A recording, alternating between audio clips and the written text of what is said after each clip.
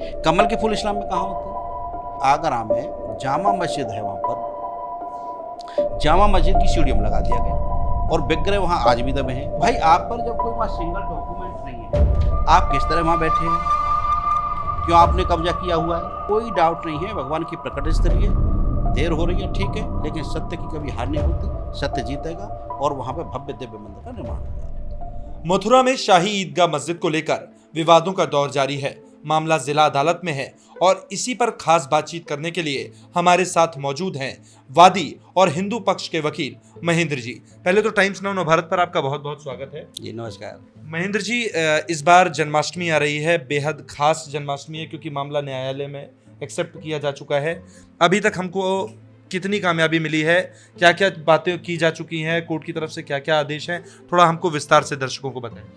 देखिए असल में ये जो मामला है ये 13.37 एकड़ ज़मीन है और 13.37 एकड़ ज़मीन ये हिंदू पक्षकारों की ज़मीन है, भगवान कृष्ण की ज़मीन है और यहाँ पर मस्जिद का तो कोई मतलब ही नहीं बनता है। भाई 1669 में औरंगजेब ने आदेश दिया था कि मंदिर को ध्वस्त कर दिया जाए, इसके प्रमाण मौजूद हैं और इसके बाद 1670 मंदिर को ध्वस्त कर दिया गया। अच्छा, प्रमाण आप जिनके मैं प्रमाणों की बात मैं कर रहा हूँ, तो जैसे कि देखिए एक महत्वपूर्ण प्रमाण मैं आपको दिखाता हूँ कि ये देखिए इसमें जो मंदिर है, मंदिर की दीवारों पर ओम बने हैं। अब मस्जिद में तो कहीं ओम होते नहीं है भाई, मस्जिद जो शाही ईदगाह की आप बात कर रहे हैं वहाँ ओम कहाँ से आए? ये ओम बने हैं और ओमों को रिमूव कर दिया गया वहाँ से। हम बार बार कहते रहे हैं, शुरू से ही कहते रहे हैं कि ये हिंदू पक्षकारों की ज़मीन है, ये मंदिर है और वो ही भगवान का असली गर्भगृह है, जहाँ भगवान प्रकट हुए थे वहाँ मस्जिद बनी हुई है। तो हमारा तो इतना कहना है कि भाई वो हमको मिलनी चाहिए हमारी प्रॉपर्टी, क्योंकि हमारे आराध्य हैं। मंदिर कितने हो सकते हैं, मस्जिद कितनी हो सकती है, लेकिन गर्भगृह भगवान का प्रकट तो एक ही होगा ना। तो हम शुरू से ये कहते रहे कि भाई हमको मिलनी चाहिए। अब देखिए इस्लाम में आप दूसरा मैं आपको ये दिखा रहा हूँ कि ये कमल के फूल बने हैं। कमल के फूल इस्लाम में कहाँ होते हैं? भाई ये तो हिंदू संस्कृति में होते हैं, हिंदू संस्कृति में प्रदर्शित होते हैं, हिंदू संस्कृति में कमल के फूल बने। तो वहाँ जितने भी हमारे साक्ष्य हैं, मैं साक्ष्य और दिखाता हूँ आपको, जितने भी साक्ष्य हैं साक्ष्य की दृष्टि से हम देखेंगे, ये देखिए ये सब देखिए यहाँ पे जितने हैं, जितने सब में ऐसा कोई जगह नहीं है जहाँ हिंदू संस्कृति को प्रदर्शित करते हुए प्रतीक ना बने। तो हम शुरू से ये कहते रहे हैं कि भाई आप अब जैसे हम ऐतिहासिक दृष्टि से देखेंगे तो ऐसा ऐतिहासिक दृष्टि से किताबें हैं, जैसे ये माशरे आलमगीरी है, ये साकी मुश्ताक खान के द्वारा लिखित किताब है और वो औरंगजेब का दरबारी था, उसने ये लिखी माशरे आलमगीरी। और माशरे आलमगीरी में उस स्पष्ट लिखता है कि मंदिर तोड़ने का हवाला आता है और जितनी भी यहाँ की बड़ी मूर्तियाँ थी, छोटी मूर्तियाँ थी, औरंगजेब उनको आगरा ले गए। आगरा में बहुमूल्य रत्न जो जड़े थे, जैसे आंखें थी विग्रह की, वो सब हटा दी गई, निकाल दी गई और विग्रह को ले जा करके आगरा में जामा मस्जिद है, वहाँ पर जामा मस्जिद की सीढ़ियों लगा दिया गया और विग्रह वहाँ आज भी दबे हैं। ये औरंगजेब का देखिए, ये मैं दूसरा दिखाता हूँ आपको, ये पुस्तक है माशरे आलमगीरी। माशरे आलमगीरी के अलावा मैं दिखाता हूँ आपको औरंगजेबनामा। ये देखिए औरंगजेबनामा में इसका वर्णन, औरंगजेबनामा डॉक्टर अशोक कुमार सिंह द्वारा संपादित है ये, तो इसमें इसका वर्णन आया कि किस तरह से यहाँ ले जाया गया। औरंगजेब का ये इतिहास है, ये फरमान देखिए, औरंगजेब का फरमान है। मैं आपको कितनी ही पुस्तकों में ये जो विग्रह हैं, इन विग्रहों को वहाँ ले जाया गया था और विग्रह को वहाँ दबा दिया गया था। अच्छा, लेकिन मुस्लिम पक्ष के अपने अलग दावे हैं और वो अलग अलग बातों का दावा ठोक रहे हैं कि ऐसा कुछ भी नहीं है। और एक चीज़ और जानना चाहूँगा, 13 कुछ एकड़ ज़मीन का मसला है, जिसमें कुछ 1668 में जो आप बता रहे हैं कि कुछ 2.1 एकड़ ज़मीन उनको दी गई थी। ऐसा था कि देखिए मैं इसको सीरियली बताता हूँ आपको कि सबसे पहले ये प्रॉपर्टी मराठों के कब्जे में जब यहाँ पोजेशन आया मराठों का, दौलतराव सिंधिया ने यहाँ पोजेशन लिया और मुगलों को यहाँ हरा दिया था उन्होंने। और एक यहाँ बैटल हुआ था, बैटल ऑफ गोवर्धन, 4 अप्रैल 1770 को। उसके बाद दौलतराव सिंधिया ने इस टोटल जो ज़मीन है 13.37 एकड़ को सरकारी ज़मीन घोषित किया था, नजूल की लैंड घोषित किया था और उनका कब्जा इस पर रहा।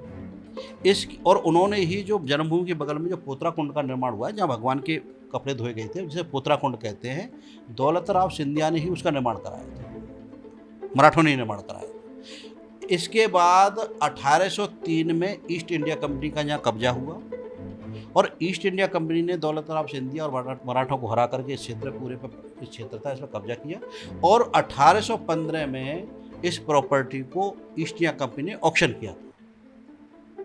और बनारस के राजा थे पटरीमल, 13,400 रुपये में उन्होंने खुली बोली में इसको खरीदा था। और इसके बाद जब 1815 में पटरीमल के पास ये प्रॉपर्टी आ गई, तो उस टाइम पर भी मुस्लिम पक्षकार इसके विरोध में गए थे कोर्ट में।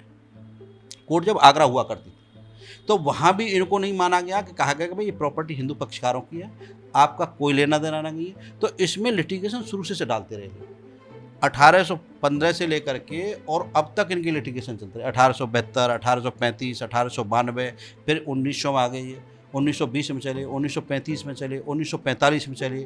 फिर एक महत्वपूर्ण क्या किया इन लोगों ने कि बड़े ही एक षड्यंत्र के तहत 1968 में केस डाला गया, और 1968 में केस डाल करके जिसमें कि मुस्लिम पक्ष के 34 लोग थे और हिंदू पक्ष के 14 लोग थे, इसमें कंप्रोमाइज़ दाखिल कराया गया। 1967 में केस डाला, 1968 में कंप्रोमाइज़ हो गया एक ही साल के अंदर, और 1973 में डिक्री करा ली गई केस की। भाई ऐसी कौन सी जल्दी थी वहाँ, क्या जल्दी मच रही थी सब ऐसा करने की? न तो कोई आपने एविडेंस लगाया, न कोई वहाँ ऐसे साक्ष्य मौजूद प्रदर्शित किए कि जिससे कुछ लगता हो। तो ये बड़े बड़े ही एक राजनीतिक षड्यंत्र के तहत ये सब राजीनामा कराया गया, और इस षड्यंत्र में राजीनामा में इनको 2.1 एकड़ लैंड दी गई। इनका कब्जा 2.5 पर आज की डेट। तो हमारा ये कहना है, और यहाँ सबसे महत्वपूर्ण बात ये है, एक जगह रोकना चाहूँगा। तो आप जो 2.1 एकड़ बता रहे हैं और 2.5 पर इनका कब्जा है, तो मैं ये जानना चाहूँगा, क्या आप मांग कर रहे हैं कि पूरा का पूरा हटा दिया जाए, या 2.1 पर आप रहिए? देखिए हमारा ये कहना है कि 13.37 एकड़ हिंदू पक्षकारों की ज़मीन है, तो 2.15 है जो उनके कब्जे में, वो तो मिलनी ही मिलनी चाहिए। पूरा 13.37 एकड़ का भगवान कृष्ण की जमीन। और मस्जिद कहाँ जाएगी? मस्जिद हटाए, वो मस्जिद हटाए भाई। मस्जिद तो वहाँ थी नहीं ना पहले से भाई। मस्जिद तो 1669 जब औरंगजेब ने 1670 में बनाई, पहले मस्जिद भी नहीं थी। और जो ये लोग दावे कर रहे हैं मुस्लिम पक्ष, जो उनके तनवीर जी उस केस की अगुवाई कर रहे हैं, तो उनके जो दावे हैं उस पर आप क्या कहेंगे? देखिए उनके पास कोई सिंगल डॉक्यूमेंट नहीं है। अगर उनके पास सिंगल डॉक्यूमेंट हो तो कोर्ट में पेश करें। अब हमारे पास डॉक्यूमेंट है, हम दिखाते हैं आपको। देखिए ये रजिस्ट्रियाँ हैं। ये रजिस्ट्री सबसे पहले राजा पट्टीमल से मदन मालवीय जी के नाम आई प्रॉपर्टी। उनके वारिस हुए राय किशनदास ने मदन मोहन मालवीय जी, गणेश दत्त जी और भीकर लाल अत्रे के नाम रजिस्ट्री की। और 1951 में श्री कृष्ण जन्मभूमि ट्रस्ट का निर्माण हुआ, तो ये प्रॉपर्टी ट्रस्ट में मर्ज की गई। और इसके खसरा खतौनी भी आप देखेंगे, मैं खसरा खतौनी दिखाता हूँ, नगर निगम का रिकॉर्ड दिखाता हूँ। ये सीरियली रजिस्ट्रियाँ हैं, जितनी रजिस्ट्रियाँ हैं ये सीरियली हैं। तो इसमें कहीं सिर्फ ये सब हिंदू पक्षकारों के पक्ष में रजिस्ट्री है, उनके पास में तो कोई रजिस्ट्री नहीं। अगर इनके पास रजिस्ट्री है तो पेश करें, क्यों नहीं पेश कर रहे हैं? उनको कोई मना कर रहा है? दूसरा ये आप खसरा खतौनी में दिखा रहा हूँ आपको, ये देखिए ये खसरा है, ये खसरा है। खसरा में स्पष्ट क्लियर दिया है कि ये देखिए, ये पूरा दिया है इसका वर्णन कि ये प्रॉपर्टी खसरा नंबर 825, खेवट नंबर 255। रेवेन्यू रिकॉर्ड की दृष्टि से देखेंगे तो इसमें साफ क्लियर किया गया है कि ये प्रॉपर्टी भगवान कृष्णलला की है। आपको दूसरा डॉक्यूमेंट ये दिखाता हूँ। इसके अलावा ये इसका सर्टिफाइड मैप है, खसरा नंबर 825 यहाँ प्रदर्शित है। इसमें मस्जिद तो कहीं दिखाई नहीं दे रही है, सिर्फ जन्मभूमि दिखाई दे रही है। तीसरा मैं डॉक्यूमेंट आपको दिखाता हूँ, ये देखिए नगर निगम का रिकॉर्ड है। नगर निगम के रिकॉर्ड में भी जितना जलकर हो, ग्रह कर हो, अन्य जो भी टैक्स है सिर्फ श्री के जन्मभूमि ट्रस्ट देता है, मस्जिद को कोई टैक्स नहीं दे रही है। तो भाई आप पर जब कोई वहाँ सिंगल डॉक्यूमेंट नहीं है, आप किस तरह वहाँ बैठे हैं? क्यों आपने कब्जा किया हुआ है? भाई आप पे जो डॉक्यूमेंट है, देखिए मैं आपको ये खतौनी दिखाता हूँ आपको। ये रेवेन्यू खतौनी देखिए। आप 10 से ज़्यादा सबूत हमको दिखा चुके हैं ऑन कैमरा। आपने ये सारे सबूत कोर्ट में पेश किए? बिल्कुल कोर्ट में पेश किए। तो क्या कहना है न्यायाधीश महोदय का, और इस पर क्या उनकी तरफ से, आपकी तरफ से कहा जा रहा है? जब इतने सारे एविडेंस हैं तो फिर कहाँ पर सुनवाई में देरी हो रही है, और क्यों मतलब इस पर फटाफट कार्रवाई और एक्शन नहीं किया जा रहा है? देखिए शाही पक्ष का कहना यह है कि उन्होंने एक एप्लीकेशन लगाई 7 रूल 11 की। ये सीपीसी का एक प्रोविजन है, उसके तहत उन्होंने एप्लीकेशन लगाई। उनका कहना है कि ये मेंटेनेबल नहीं है, केस नहीं चलना चाहिए। उसमें वो दलील देते हैं प्रेसिस ऑफ बर्थ एक्ट 1991 की, लिमिटेशन एक्ट की देते हैं कि साहब इतने लंबे समय से कहाँ थे। प्लेसेस ऑफ बर्थ एक्ट को भी हम देखेंगे तो प्लेसेस ऑफ बर्थ एक्ट यहाँ अप्लाई नहीं करता है। उसका सेक्शन में 4A में जाएंगे तो वहाँ पर क्लियर किया गया है कि भाई अगर कोई प्रॉपर्टी में लिटिगेशन कंटिन्यूसली चलेंगे तो वहाँ एक्ट प्रभावी नहीं माना जाएगा। दूसरा एक मोनूमेंट एक्ट है 1958 का। 1958 के मोनूमेंट्स में स्पष्ट किया गया कि जो प्रॉपर्टी 100 साल से ऊपर की है, वहाँ एक्ट प्रभावी नहीं होगा। तो अब वो उनका एकमात्र उद्देश्य है कि क्योंकि डॉक्यूमेंट उनके पास कोई नहीं है, न रेवेन्यू रिकॉर्ड में है, न कॉरपोरेशन में है, न कोई उनके पास रजिस्ट्रियाँ है। उनका एकमात्र उद्देश्य है कि किसी तरह से इस केस को लिंगर ऑन किया जाए। जितना लंबा खिंचेगा चलता रहेगा। पहले हमने उनको कॉपियाँ दी, वो पहले कोर्ट में कहते सर हमको कॉपी नहीं मिली है, कभी सुन्नी वक्फ बोर्ड कहता था, कभी शाही ईदगाह कहते थे। जब उनको कॉपियाँ पेपर दे दिए गए पूरी तरह से, तो फिर अब वो कहने लगे कि साहब 7 रूल 11 को सुना जाए। 7 रूल 11 को जब सुना जाए, सीपीसी का एक और महत्वपूर्ण प्रोविजन है कि पहले जो प्रॉपर्टी होती है वहाँ पर कोर्ट कमीशन जाता है और कोर्ट कमीशन पूरी प्रॉपर्टी को देखता है, उसकी वीडियोग्राफी करता है, फोटोग्राफी करता है, डायमेंशन होती है उसकी प्रॉपर्टी, जैसा हुआ ज्ञान व्यापी हुआ। वहाँ भी कोर्ट कमीशन गया और कोर्ट कमीशन जाने के बाद क्या उम्मीद है यहाँ पर भी ये होगा? बिल्कुल होगा। अभी 11 तारीख लगी है, 11 तारीख को माननीय जिला जज महोदय के यहाँ इसकी सुनवाई होगी और हमारा शुरू से ये कहना है कि भाई पहले कोर्ट कमीशन वहाँ भेजो, पूरी उसकी वीडियोग्राफी कराओ, जितने भी प्रतीक हैं उन दीवारों पे ओम बने हैं, शंख बने हैं, कमल के फूल बने, उन सब की अच्छा मैं डायमेंशन चीज़ आपसे सवाल पूछना चाहूँगा। मेरे को एक चीज़ ये बताइए, 2020 में आपकी ये अर्जी एक्सेप्ट हुई थी, 2020 से 2022 हो गया। अगर किसी को सबूत अगर मिटाने होते हैं तो ये सफिशिएंट टाइम होता है 2 सालों का। इस पर भी आपने बीच में मांग उठाई थी कि मतलब कुछ ऐसा किया जाए, वहाँ पर ताला लगाया जाए, ऐसा कुछ किया जाए ताकि कोई वहाँ के तथ्यों के साथ छेड़छाड़ ना कर पाए। तो इस पर कहानी कहाँ अटकी है? ऐसा ना हो कि जो मस्जिद के अंदर साक्ष्य हैं, जैसा कि आप दावा कर रहे हैं, उसको हटा दिया जाए। तो इस पर आप लोगों की क्या रणनीति है? देखिए, हमने शुरू से माननीय न्यायालय से अनुरोध किया था कि वहाँ पर रिसीवर अपॉइंट कर दिया जाए। जो वहाँ का मैनेजमेंट सिस्टम है शाही ईदगाह को, उसे बर्खास्त कर दो और वहाँ पर रिसीवर अपॉइंट कर दो। जब रिसीवर अपॉइंट होगा तो उनकी देखरेख में पूरी प्रॉपर्टी रहेगी, न तो साक्षियों के साथ छेड़छाड़ की जाएगी, न उन किसी को रिमूव किया जाएगा। तो हमने न्यायालय से ये भी अनुरोध किया था, वो एप्लीकेशन भी हमारी न्यायालय में पेंडिंग है। तो हमारा इसमें स्टैंड बहुत क्लियर है, हिंदू पक्षकारों का स्टैंड बहुत क्लियर है।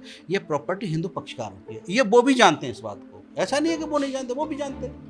हमने तो उनसे अनुरोध भी किया था कि ये भाई प्रॉपर्टी हमारी हिंदू पक्षकारों के, करोड़ों हिंदुओं की आस्था का सवाल है, देश विदेश से लोग इसको देख रहे हैं मामले को, तो ये प्रॉपर्टी हिंदू पक्षकारों को मिलनी चाहिए। तो इसमें कोई डाउट वाली बात नहीं है। ठीक है, लिटिगेशन अभी शुरू हुआ है, वो लोग नहीं चाहते कि लिटिगेशन चलना चाहिए, कभी कोई एप्लीकेशन ला करके लिंगर ऑन करते रहते हैं, लेकिन इससे कोई फर्क नहीं पड़ने वाला है। जीत सदा सत्य की होती है, सत्य दुनिया जानती है, पूरा देश जानता है, पूरा विश्व जानता है सत्य क्या है। क्योंकि भगवान कृष्ण कोई ऐसे तो है नहीं, दुनिया जानती, कौन नहीं जानता है। अब जन्माष्टमी आ रही है, पूरा संसार उनका जन्मदिन मनाता है, तो इसमें कोई डाउट नहीं है। भगवान की प्रकट स्थली है, देर हो रही है ठीक है, लेकिन सत्य की कभी हार नहीं होती, सत्य जीतेगा और वहाँ पे भव्य दिव्य मंदिर का निर्माण होगा। तो हम कब तक उम्मीद करें? इस बार की जन्माष्टमी भी बेहद खास है क्योंकि इस बार कोर्ट की तरफ से कई सारी चीज़ों को एक्सेप्ट किया गया है। तो आपके लिहाज से इस बार की जन्माष्टमी कब तक, कृष्ण भगवान आज़ाद कब होंगे, मतलब ये सवाल। भगवान को तो कौन कैद कर सकता है, ठीक है, लेकिन भगवान की जन्म स्थली है, प्रकट स्थली है, थोड़ी परीक्षा की घड़ी है हमारी हिंदू पक्षकारों की, जीत होगी निश्चित। और हम आशा करते हैं, विश्वास करते हैं कि 11 तारीख से इसकी व्यवस्थित रूप से सुनवाई हो रही है, जिसमें सुप्रीम कोर्ट के भी अधिवक्ता हैं, उन्होंने भी आने के अपना अनुमति दे के हम भी आएंगे। माननीय श्री राकेश द्विवेदी जी हैं, अश्विनी उपाध्याय जी हैं, बहुत लोगों से हमारी बात हुई है, तो सब ने बड़ा सहर्ष आने का हमसे कहा कि भाई हम हेल्प करेंगे, मदद करेंगे, सब पूरा देश इसमें लगा है। तो हम चाहते हैं कि भाई जन्माष्टमी पे कोई अच्छी न्यूज़ भगवान चाहेंगे तो बिल्कुल मिलेगी और हम कोर्ट में अपना पक्ष रखेंगे 11 तारीख को और माननीय न्यायालय से अनुरोध करेंगे कोर्ट कमीशन भेज दें, क्योंकि बड़ा महत्वपूर्ण मामला है और महत्वपूर्ण मामले में पूरे साक्ष्य आ जाए, रिकॉर्ड पर वीडियोग्राफी हो जाए, उसकी डायमेंशन ले ली जाए और न्यायालय के सामने रिकॉर्ड आ जाए, पूरे दुनिया के सामने रिकॉर्ड आ जाए, तो पूरी दुनिया देख ले कि सत्य क्या है। और सत्य तो एक दिन देखेंगे दुनिया में। अयोध्या के मामले हुआ, देखो अब बनारस का मामला देख लीजिए। बनारस के मामले में शुरू से ही आप वहाँ एंट्रेंस ज्ञान व्यापी लटका क्यों है? मतलब कोर्ट कमिश्नर गए, कुछ साक्ष्य निकले, तो मतलब कहानी आगे क्यों नहीं बढ़ पा रही? मतलब चीज़ें हो जाती हैं, कोर्ट कमिश्नर अपॉइंट, तो मतलब जिला अदालत में ही मामला लंबित रहता है। नहीं, ऐसा नहीं है। देखिए, सिविल प्रोसीडिंग के टाइम तो लगता है थोड़ा सा, कोर्ट का प्रोसीडिंग्स होती है, कोर्ट की प्रोसीडिंग्स अपने सिस्टम से चलती है। वहाँ भी आप लोग ये लोग सब कहते रहे कैसा वहाँ कोई एविडेंस नहीं है, कोई किस तरह का बबो नहीं है। अब जब वहाँ के माननीय न्यायालय के द्वारा आदेश जारी कर दिए, कोर्ट कमीशन गए, कोर्ट कमीशन ने जाकर के पूरी विस्तृति को देखा, सबके सामने भगवान से प्रकट हुए, वहाँ देखे, सबने देखा है, वहाँ पर उनका सब मिल गया, सब स्थिति क्लियर हो गई। तो वहाँ भी ये लोग ऐसे ही करते रहे, क्योंकि वहाँ भी जानते थे, क्योंकि उसकी भी स्थिति हम देखेंगे तो वहाँ भी क्लियर है। अयोध्या की स्थिति बिल्कुल क्लियर थी, अयोध्या का जजमेंट सबके सामने ही है। तो कहीं ये सिर्फ एक प्रोपोगंडा है कि किसी तरह से। ऐसा कुछ मुस्लिम पक्ष के लोग ये भी कहते हैं कि हर जगह मस्जिदों के साथ इस तरीके से बर्ताव कैसे ठीक है? अयोध्या के साथ ऐसे ही किया, अब काशी के साथ ऐसे ही कर रहे हैं, वैसे ही मथुरा के साथ कर रहे हैं। तो हमारे लिए भी कुछ जगह छोड़ दीजिए, तो मतलब उनके इस बात पर क्या कहेंगे? देखिए, हमारा उनसे हमने बहुत अनुरोध किया, आज भी हमारा उनसे अनुरोध है कि हम चाहते हैं कि देखिए ये 3 बड़े महत्वपूर्ण स्थल हैं और कोई भी एक ऐसा राजा, हिंदू राजा बता दो जिसने मस्जिद तोड़ के मंदिर बनाया हो। पूरा इतिहास देख लीजिए, प्राचीन, मध्यकालीन, अर्वाचीन, तीनों इतिहासों को आप देखें, कहीं आप बता दें कोई व्यक्ति कि किसी हिंदू राजा ने मस्जिद तोड़ी हो। जो भी इनके बादशाह हुए, सुल्तान हुए, जो भी है, उन्होंने हिंदुओं के जो प्रचलित मंदिर हैं वहाँ तोड़े और मस्जिद का निर्माण कराया। भाई क्यों कराया? हमारी भी आस्था है, आपकी आस्था है, आपकी आस्था का हम सम्मान करते हैं, आप हमारी आस्था का भी तो सम्मान करिए। तो हम, ये दुनिया जानती है, वो लोग जो केस लड़ रहे हैं वो भी जानते हैं कि ये किन के मंदिर हैं। अयोध्या का मामला देख लीजिए, काशी का मामला देख लीजिए, मथुरा का मामला देखिए, ये सबके सामने सत्य है। सत्य को आप कैसे झुठला सकते हैं? सत्य तो सत्य रहेगा। तो हम शुरू से ही ये कहते रहे और ये इस तरह की वो बात करें तो गलत कह रहे हैं। भाई हम मंदिर, मस्जिद बनाए, कितनी 4 लाख मस्जिद हैं उनकी, 550 मदरसे हैं देश में, किसी को कोई दिक्कत, क्या दिक्कत है? कोई दिक्कत नहीं किसी को, हमको भी कोई दिक्कत नहीं। लेकिन ये जो आस्था के ग्रह हैं, जगह है हमारी, जहाँ भगवान प्रकट हुए थे, हमने पहले भी कहा कि मंदिर अनेक हो सकते हैं, मस्जिद अनेक हो सकती हैं, लेकिन प्रकट स्थिति तो एक है ना। प्रकट स्थिति तो नहीं बदल सकते। भगवान कृष्ण मथुरा में पैदा हुए तो ऐसा थोड़ी बात दूसरी जगह प्रकट हो जाए, कभी दूसरी जगह दिखा दें भगवान यहाँ प्रकट हुए।